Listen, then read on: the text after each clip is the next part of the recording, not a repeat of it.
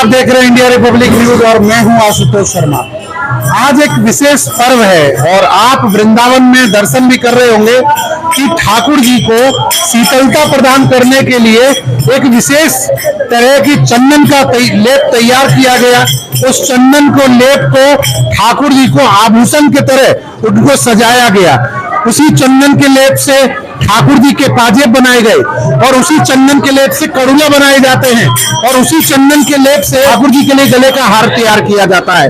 ऐसा संभव सिर्फ इस ब्रिज में आपको देखने को मिलेगा, क्योंकि आज जो है वो अक्षय तृतीया का महापर्व है और इस तृतीया पर्व पे कहते हैं कि आज जो भी हम दान पुण्य करते हैं उसका क्षय कभी नहीं होता है, क्योंकि ये अक्षय तृतीया है और अक्षय तृतीया पर जो वृंदावन धाम है उसमें ठाकुर बाके बिहारी के चरण के दर्शन होते हैं और उस चरण के दर्शन करने के लिए वृंदावन ही नहीं अपितु देश के कोने कोने से उस आराध्य के दर्शन करने के लिए लोग वृंदावन धाम पहुंचते हैं। अक्षय तृतीया में आज पूरे मंदिर में ठाकुर जी के सर्वांग अंगों पे श्री चंदन लगाया गया है और बाहर फलों का वितरण हो रहा है और आज के दिन फूल बंगला भी किया जाता है। ये अद्वैत प्रभु के सेवित विग्रह श्री राधा मदन गोपाल जी हैं। उन्हीं की आज अक्षय तृतीया के पावन महोत्सव में शीतलता के लिए उनके सर्वांग श्री अंगों पे चंदन लगाया जाता है तथा फल ठंडा आदि का वितरण भी करते हैं और फूल बंगला भी आदि का सजावट होता है और अखंड हरिनाम संकीर्तन होता है। इधर चंदन यात्रा का ये महत्व है कि श्री गोवर्धन जतिपुरा में श्रीमन चैतन्य महाप्रभु के गुरुजी श्री ईश्वरपुरी, उनके भी गुरुजी यानी कि चैतन्य महाप्रभु के दादा गुरु श्री माधवेंद्रपुरी, उनके ही सेवित विग्रह थे इष्ट देव उनके गोपाल जी, जो कि आज राजस्थान में नाथ द्वारा में श्रीनाथ जी करके संबोधित हैं और उधर ही वो सेवित हैं।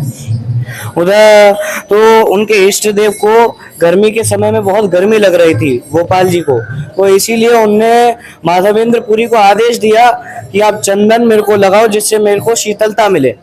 तो अपने इष्ट देव का आदेश पाकर वो मलयगिरी के चंदन लेने के लिए पैदल यात्रा करने लगे। मलयगिरी का चंदन लेके आते समय श्री उड़ीसा नाम प्रदेश में रेमुना गांव में श्री गोपीनाथ जी का मंदिर पड़ा। तो गोपीनाथ जी के मंदिर में फिर रात को उनको भोजन की व्यवस्था नहीं मिल पाई, तो इसलिए वो भूखे पेट ही सो गए। तो अपने भक्त को ऐसे सोता हुआ देख के गोपीनाथ जी ने रोज उनको 6 हांडी खीरों का भोग चढ़ाया जाता था। तो उन 6 हांडी खीरों में से उनने 1 हांडी चुरा ली और उसी को अपने दुपट्टे के नीचे रखकर बालक के रूप में श्री माधवेंद्रपुरी को दिया। और माधवेंद्रपुरी ने जैसे उस खीर का सेवन किया तभी उनको ये आभास हो गया कि ये होना हो मेरे प्रभु ने ही मुझे दिया है। इसीलिए जैसी वो सुबह वो हांडी लेकर पुजारी के पास गए, पुजारी भी आश्चर्यचकित हो गया कि 6 हांडी में से 1 हांडी कम है, केवल 5 हांडी ही है।